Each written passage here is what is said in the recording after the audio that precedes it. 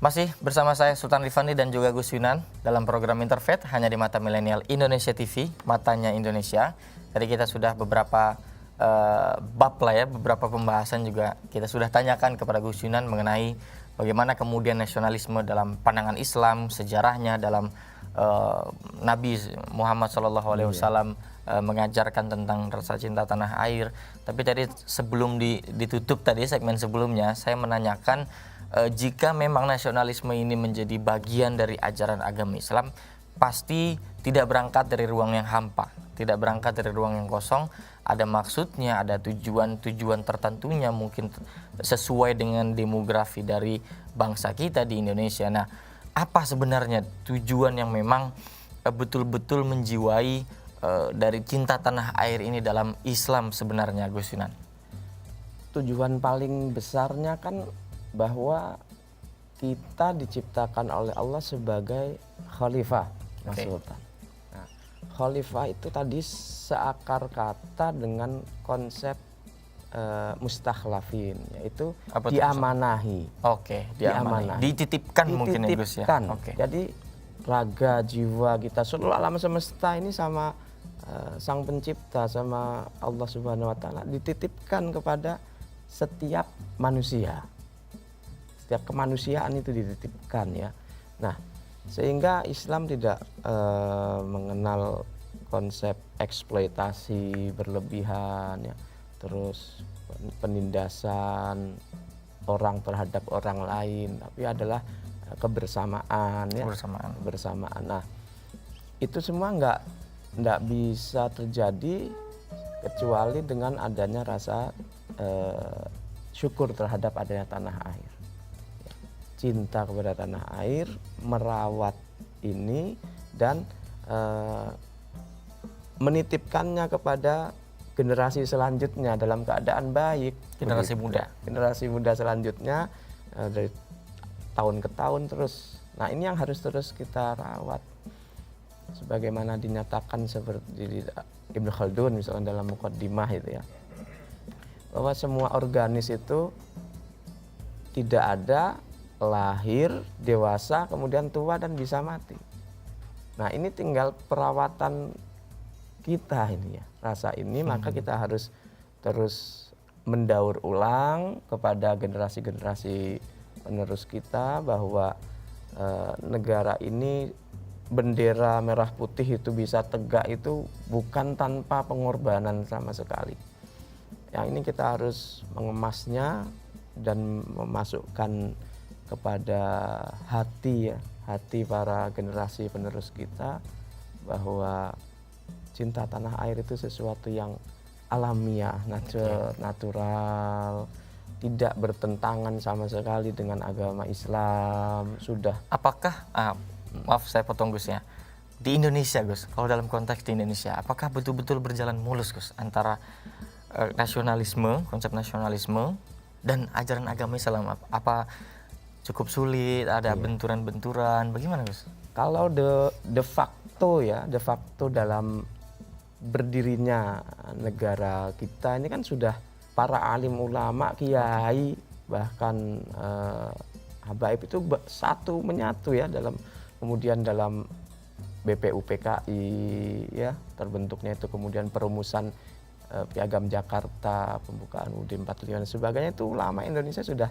terlibat, sudah ikut berjuang dan ikut membidani lahirnya bangsa. Jadi satu kesatuan lahirnya bangsa Indonesia, sehingga nasionalisme di Indonesia ini tidak boleh dipahami dan harus dirawat. Jangan sampai nasionalisme dalam makna sempit, yaitu yang condong pada chauvinisme ya, cinta berlebihan sehingga menyatakan diri bahwa kita satu-satunya negara yang paling baik, yang lain jelek, kemudian punya semangat ekspansi ke negara dan hal semacam itu. Tidak, tentu saja kita sejak awal diperjuangkan ya, umat Islam terlibat dengan komandonya, imamnya, kiai-kiai, kemudian waktu kelahiran, perumusan gitu, itu BPUPK ini sebagainya Kiai Wahid Hashim, Ki Bagus Hadikusuma kan terlibat. Terlibat dalam membangun bangsa ini ya, iya, Gus itu ya. terlibat. Nah ini yang terus-menerus kita berikan kesadaran ini. Namun beberapa hal dalam waktu belakangan ini kan ada sejumlah ya, sejumlah itu oknum lah ya Gus ya. Itu kalau di persentase tentu saja sangat kecil. Nah, cuman ini tetap menjadi PR kita bersama bahwa cinta tanah air itu adalah bagian yang inherent pada setiap manusia. Dan kalau boleh disebut sunnah Nabi, ya sunnah Nabi, karena Nabi Muhammad cinta pada Madinah saja itu hal yang natural. Dalam hadis itu yang dikutip oleh Imam Ibnu Hajar Al-Asqalani di Fathul Bari, hadis beliau mengutip Nabi Muhammad kalau keluar negeri Madinah lalu balik lagi ke Madinah, baru melihat dinding-dinding kota Madinah saja itu semangat memacu ontanya. Jadi itu hal yang istilahnya kayak kita umpamanya kita mau semangat mudik kita aja malamnya aja sudah ada semangat. Nah, itu namanya sesuatu yang gharizah ya, yang natural.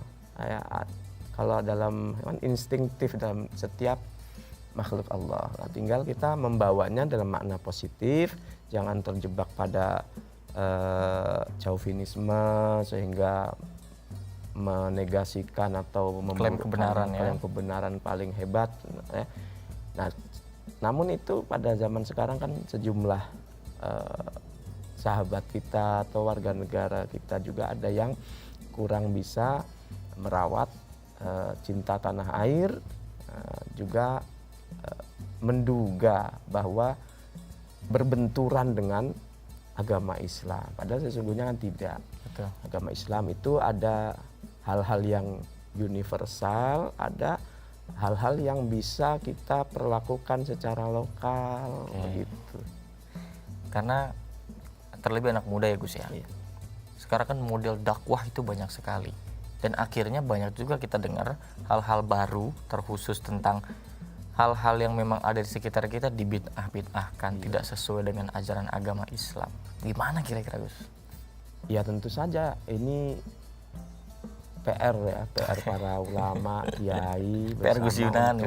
Ya PR Mas Sultan juga dan yang mendengar untuk bisa jadi memahami paling awal, karena kita penduduk populasi muslim di Indonesia ini terbanyak, maka sejak awal alhamdulillah negara kita ini bukan negara sekuler tapi juga bukan negara agama. Maka nasionalisme yang di Indonesia ini kan sejak awal karena dibidani oleh para kiai, dibidani oleh tokoh-tokoh agama ya. Maka kalau boleh disebut itu nasionalisme religius lah ya. Beda dengan nasionalisme di negara-negara lain, mereka yang mungkin cenderung pada sekularisme. Cenderung betul-betul memisahkan antara agama dan persoalan bangsa. Di kita itu agama mewarnai ya, memberi corak warna. Tapi tidak benar juga bahwa kita bukan negara agama, ansih bukan. Nah, cuman yang konsep nasionalisme religius. Ini yang perlu kita terus-menerus suguhkan, Mas.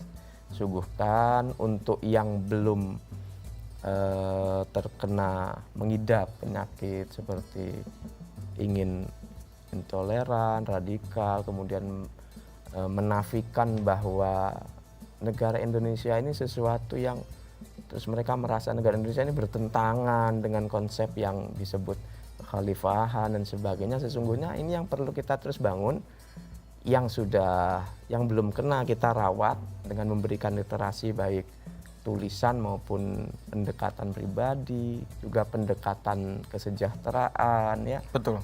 Pendekatan kesejahteraan kita, pemerataan pendidikan dan ekonomi, kesejahteraan juga yang sudah terkena. Nah, ini kita obati. Kalau memang terpaksa orang-orang yang sudah tidak bisa diobati, nah ini yang harus diberikan shock terapi ya.